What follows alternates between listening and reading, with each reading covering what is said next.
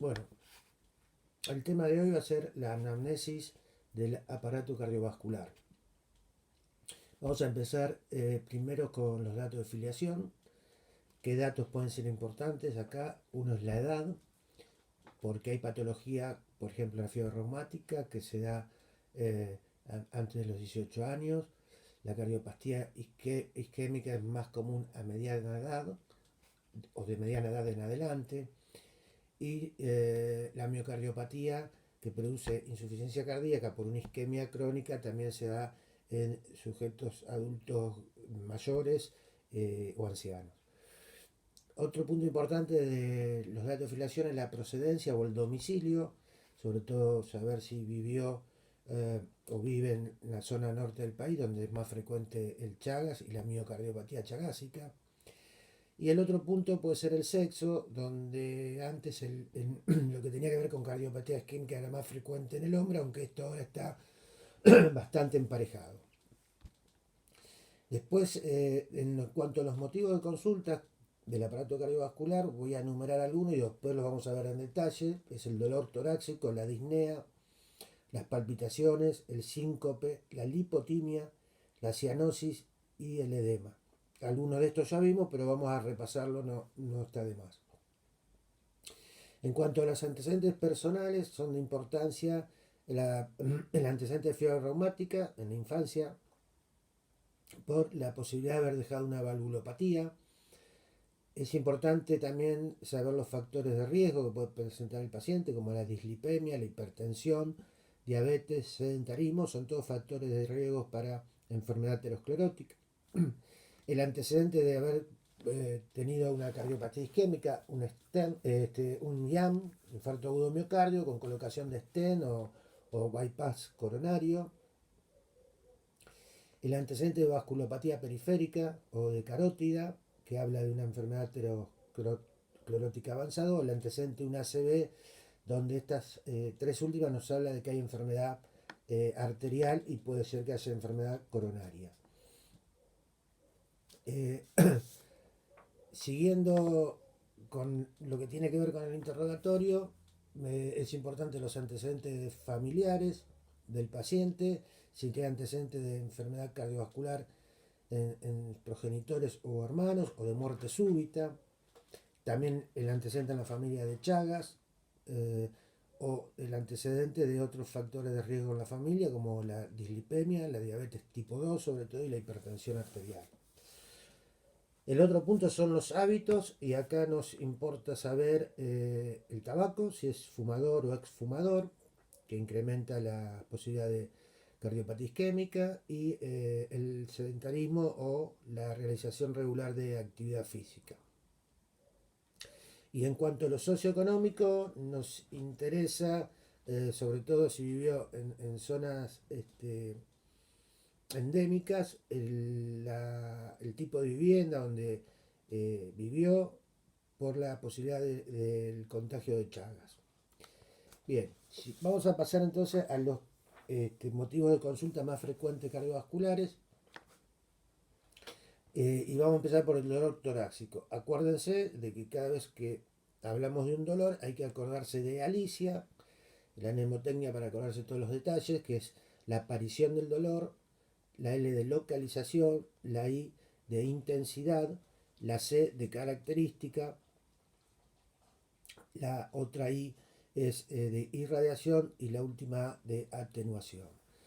Entonces, el dolor torácico tenemos 5 posibilidades, que sea cardiovascular, respiratorio, de esófago, del mediastino o de la pared torácica. En cuanto al de origen cardiovascular, tenemos 3 tipos, el proveniente por una enfermedad coronaria, por el pericardio o por la aorta. El de enfermedad coronaria es lo que llamamos ANGOR o angina de pecho. Puede aparecer después de un esfuerzo o a veces si es severo el cuadro en reposo. Es de tipo opresivo en el medio del pecho. El paciente lo describe como un peso, como una pata de elefante. Se irradia al cuello o al brazo izquierdo o a la muñeca. A veces puede irradiarse a la cara posterior del tórax también. Puede aliviar con el reposo, dejando de hacer el esfuerzo, dura minutos o se extiende más si el cuadro ya es un infarto agudo de miocardio y no una angina de pecho. Se puede atenuar también con nitritos y bueno, es un cuadro severo que a veces también se acompaña de algunos otros síntomas como la sudoración y la sensación de mareos. Eh, la otra posibilidad es que el dolor sea de origen pericárdico, este es más bien punzante en el centro del pecho, eh, puede aumentar o disminuir con la posición del paciente. Si aparece derrame pericárdico, generalmente que separa las dos hojas, la visceral de la parietal, se atenúa el dolor. El otro tipo de dolor de origen cardiovascular es el de la aorta, cuando hay un aneurisma, que puede ser que produzca erosión, de una erosión ósea o nerviosa, lo que da gran dolor localizado. eh, Tiene que ser un aneurisma avanzado y grande. Las otras causas de dolor torácico son las respiratorias. También tenemos tres posibilidades. La traqueitis, que es un dolor en corbata, que puede aumentar con la tos. Y se ve en cuadros virales que afectan o alérgicos que afectan a la tráquea. El otro dolor es el pleurítico, que es un dolor bien punzante en puntada de costado. Está localizado en la zona afectada cuando están inflamadas las dos hojas pleurales. Lo mismo si aparece derrame puede aliviarse. Aumenta con la tos o la inspiración profunda. Se alivia con el sujeto quieto y respirando suavemente. Y por último tenemos también el dolor cuando la patología es de origen parenquimatoso, como en la neumonía o el infarto pulmonar, que en realidad es por contigüidad, va a ser un dolor de tipo pleurítico, lo mismo punzante, puntada de costado, con todas las características del pleurítico. Bien, tercero, siguiendo con el dolor torácico, tenemos lo de origen esofágico. Esto puede ser tres posibilidades, que sea una esofagitis. Es una sensación de ardor bien profunda, bien retrosternal, que puede estar acompañado de reflujo ácido hacia la boca. Y a veces si este reflujo entra en la vía aérea puede acompañarse de tos, sobre todo nocturna. Puede aliviar al comer algo, sobre todo algo alcalino, un lácteo, y a veces aumenta con el paso de algún sólido que no haya sido bien masticado. Otro tipo de dolor es el del esófago, que también puede doler en la parte retrosternal, bien profunda en el mediastino, y muchas veces es por compromiso de órganos vecinos. Y por último tenemos el espasmo esofágico, que es un dolor agudo que dura segundos, muy intenso, también bien retrosternal, que muchas veces puede ser reflejo de alguna otra patología o también de la ingesta de algún alimento no bien masticado y de tamaño importante. Cuarto, tenemos el dolor torácico de origen mediastínico, que generalmente va a ser cuando tenemos alguna patología ganglionar que invade la pleura o invade el pericardio, y va a ser un dolor similar a lo que dijimos en las pericarditis o en las pleuritis.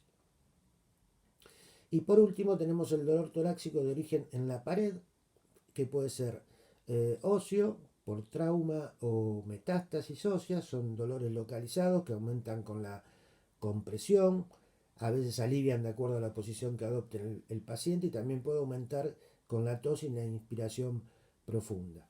Es bien superficial y hasta podemos tocar exactamente la zona de dolor. Lo mismo ocurre si el dolor es muscular, de un intercostal, que muchas veces puede ser de tipo traumático, y también aumentar con la inspiración y la tos. Otro tipo de dolor es el del nervio torácico, que puede estar comprimido por una hernia de disco o comprometido por un herpes zóster. va a ser un dolor en hemicinturón, que va a tomar el emisor siguiendo el recorrido del nervio intercostal. Y por último tenemos el dolor condrocostal, cuando se produce una osteocondritis en la unión de la costilla con el cartílago con el esternón. Es un dolor localizado, también puede aumentar con los movimientos, con la tos o con la inspiración, y también podemos tocar puntualmente la zona de dolor y aumentarla con la compresión. Bien, otro de los síntomas por lo que puede consultar por el aparato cardiovascular es por disnea, que es el aumento o la dificultad en la respiración.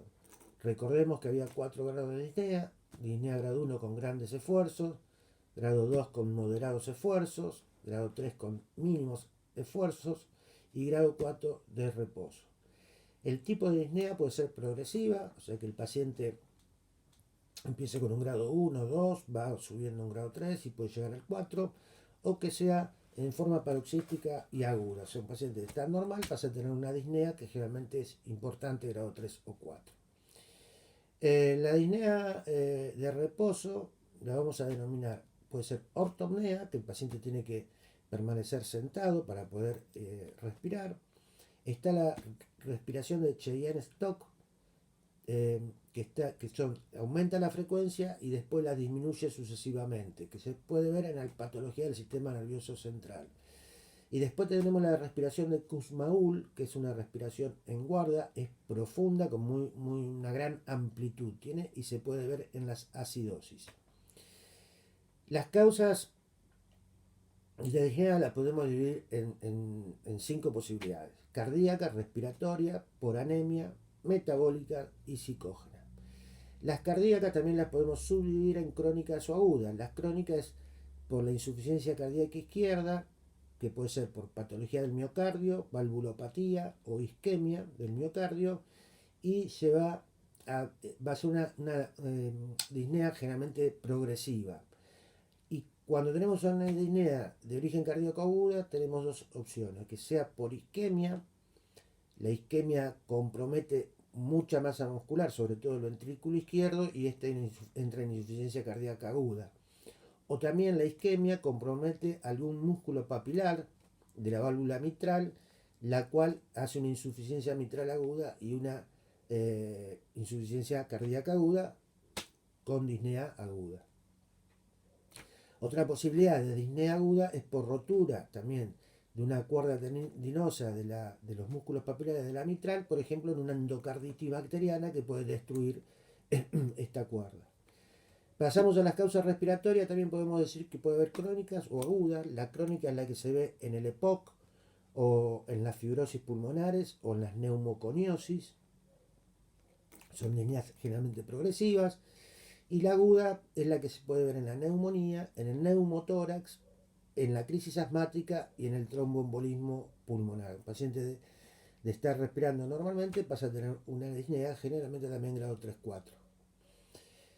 Las otras causas que ya nombramos son la anemia, que puede producir, es una tercera causa de producir disnea.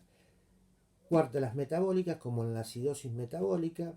En la cetoacidosis diabética es común que el paciente esté taquipneico. Y existe una también que son las psicógenas, como se ve en las crisis de pánico. Otro de los motivos de consulta desde el punto de vista cardiovascular son las palpitaciones. Estas se definen como la percepción desagradable en el tórax de los latidos cardíacos, que pueden también sentirse en el cuello y no solo en el tórax. De acuerdo al número podemos decir que la persona tiene una palpitación única o una palpitación múltiple. Cuando es única, generalmente es una extrasístole, que es un latido de más que produce el corazón, que puede tener origen supraventricular, o sea en las aurículas, o origen ventricular. Eso es un latido más y único. Cuando es múltiple, las palpitaciones, la sensación, también pueden ser extrasístoles, como dijimos recién, pero reiteradas, varias veces en el minuto que lo contamos. También puede ser debido a una taquicardia sinusal, como en una anemia o un hipertiroidismo, una taquicardia sinusal importante, pueden dar la sensación de palpitaciones. Si no, tenemos que hablar de las taquicardias supraventriculares, que llegan a tener al ventrículo, el origen es ante el nodo AB y llega los estímulos al ventrículo con una frecuencia generalmente superior a 140 a 150 por minuto y dar esta sensación. O la fibrilación auricular, que es una arritmia donde hay múltiples impulsos en las aurículas, el nodo sinusal ya no funciona, muchos de estos impulsos pasan al ventrículo por el nodo AB en forma irregular, y cuando es aguda esta fibrilación auricular va a producir taquicardias importantes por arriba de 150 por minuto y va a dar palpitaciones. Y después tenemos también el aleteo auricular, donde tampoco rige el nodo sinusal como productor de impulsos, sino que hay un caos en la aurícula y la aurícula se despolariza a 300 por minuto. De estos 300 despolarizaciones por minuto de la aurícula, por el nodo AB, que es más lento, solo puede pasar la mitad, así que van a llegar 150 estímulos al ventrículo, y este ventrículo va a contraerse a 150 por minuto y puede producir palpitaciones. El otro motivo de consulta, podemos hablar del síncope. El síncope es pérdida de conocimiento brusco y breve, generalmente con caída del paciente, que es por isquemia cerebral transitoria o por hipoxia cerebral. Generalmente hay restitución total del paciente pasado el síncope, que va a durar de segundos a poquitos minutos. Puede ser de causa neurológica o cardíaca. Neurológica, la epilepsia es la más común que puede producir este cuadro. Las cardiológicas pueden ser por un bloqueo AB completo. El bloqueo AB completo es cuando el nodo AB impide el pasaje de cualquier estímulo de la aurícula al ventrículo. Entonces, algún punto del ventrículo toma el mando para producir los estímulos para despolarizar los ventrículos, pero generalmente estas son frecuencias muy bajas que pueden estar entre 30 y 40 por minuto, y esto no alcanza a oxigenar lo suficiente al cerebro y producir el síncope.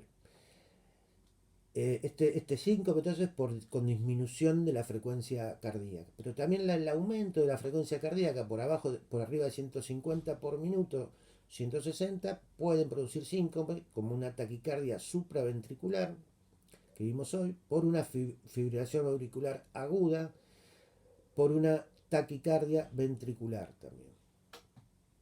Y por otra causa de síncope es la estenosis aórtica. La estenosis aórtica es una disminución del orificio de la válvula aórtica, por donde debe pasar el volumen sistólico expulsado por el ventrículo izquierdo, pero cuando esta estenosis de la válvula aórtica es severa, es muy poco la cantidad de sangre que se expulsa al ventrículo y muy poca la que va a llegar a nivel cerebral, y se va a producir el síncope.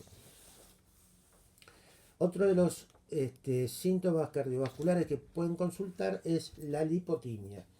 La lipotimia se debe a una disminución fugaz de la circulación cerebral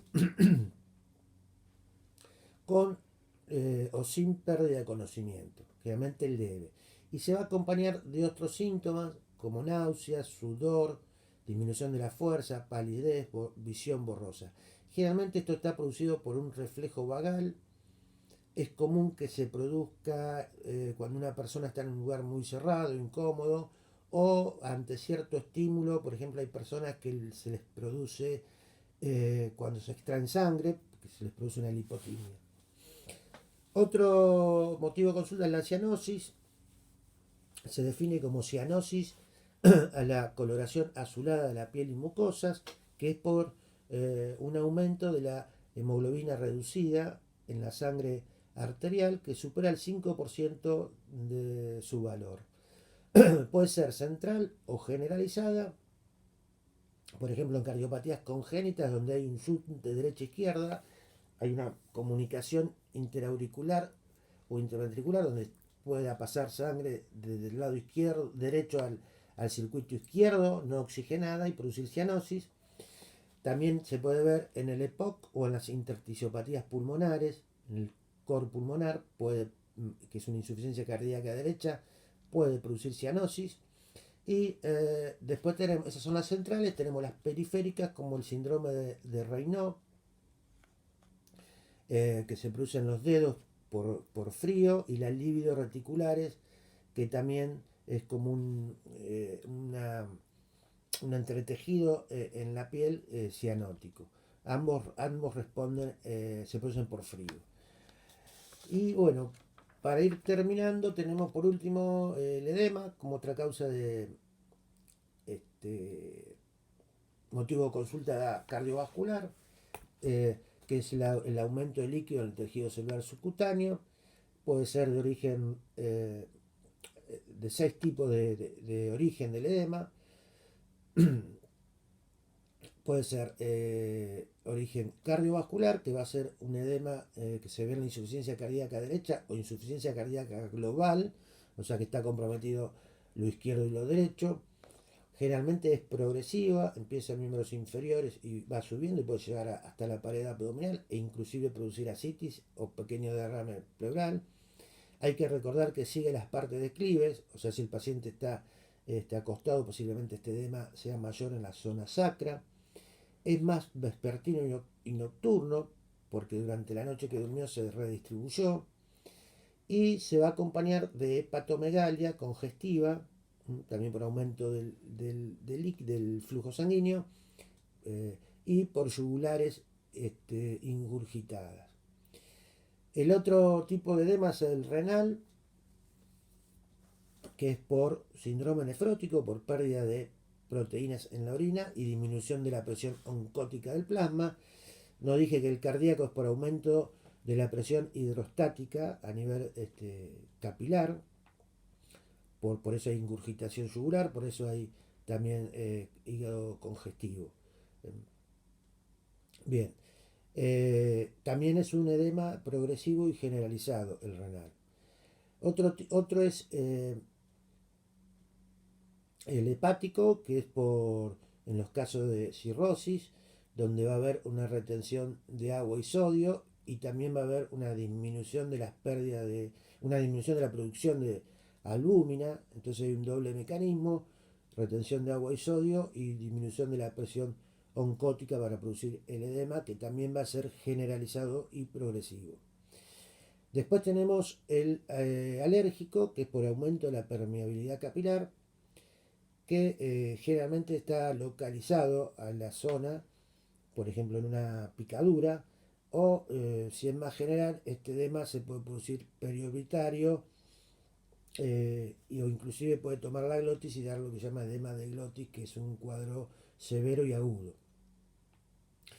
Después tenemos las obstrucciones, los edemas que pueden ser localizados aparte del alérgico, que es por obstrucción venosa, por ejemplo en una trombosis venosa profunda de una vena ilíaca, donde va a demartizarse un miembro solo, salvo que la obstrucción esté en la cava inferior. Ahí sí vamos a tener el edema en ambos miembros inferiores.